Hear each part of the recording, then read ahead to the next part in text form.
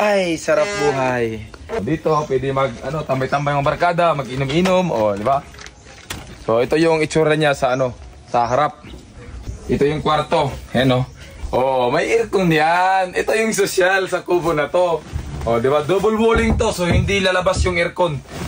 So, ito yung louting.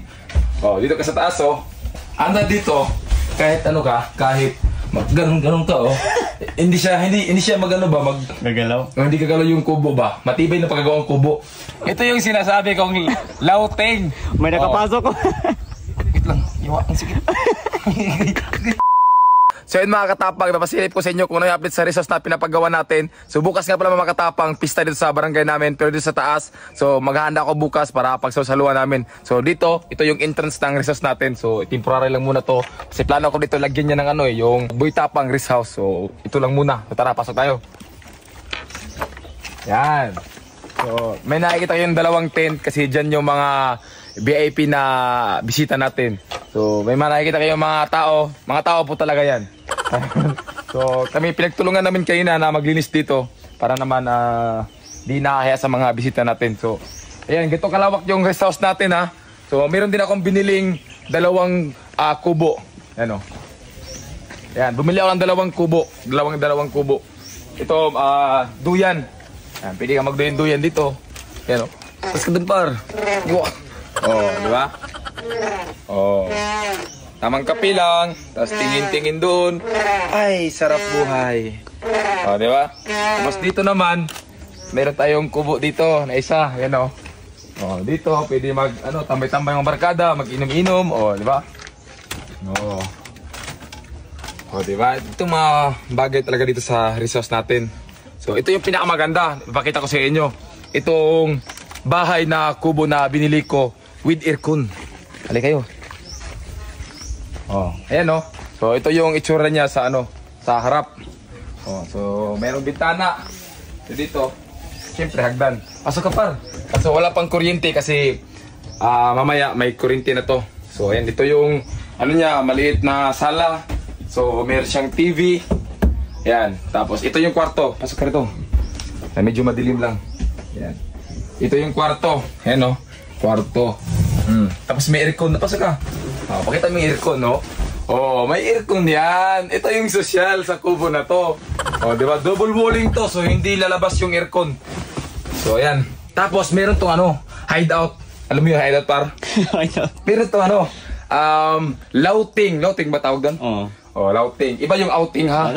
Louting to, louting. Di ba? Bumili ako ng foam kasi ilalagay ko dun sa taas. Ayan, pasok kayo ito, par. Ito yung louting. Dito ka sa taas, pasok kayo ito, par. Pakita mo, par. Di ba? Anda dito, kahit kahit ganun to, hindi siya tawag doon? Gagalaw. Hindi gagalaw yung kubo ba? Matibay na pagkagawang kubo. Nagbuhat kami dito mga mga 30 katao. So, bigat. Bigat. So, labas ka doon, par. Labas ko yung ulo doon, ha. Sige. Doon ka, labas ka doon. Di ba? Ito yung sinasabi kong louting. May nakapasok ko. Wait lang, iwa ang sikit. Di ba? So, ito yung nakakita sa kubo na to. So, pag pwede ka dito magkano, pag may magnanakaw, pwede ka sumilip dito. Tapos labas mo yung shotgun mo. Diba? Ang ganda ng view dito, par. Akin na yung camera, par. Iya, par. Akin na. Ito yung view dito. Ang ganda, di ba? Parang drone. Ang ganda, di ba? So, yun mga katapang. So, ito lang muna yung itsura ng rest house natin. Baka soon, madagdagan pa to ng kung anong magandang idagdag natin dito. Yan si mama, naglinis siya. Kaya ng umaga pa ito naglinis, di pa tapos. Ganito kalawak yung lupa natin. Yung kuya ko.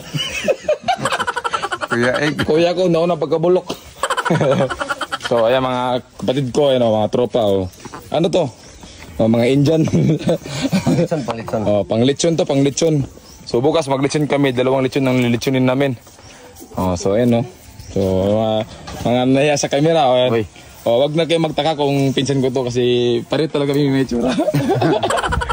Ito lang muna yung pasilip ko dito sa rest house natin. So baka soon magkapera tayo, baka trip natin lagyan ng swimming pool.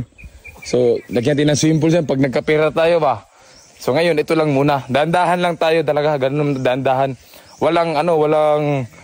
Walang shortcut sa pag success.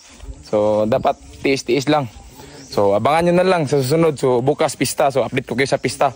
Thank you very much for watching us. I love you. Grabe, the best.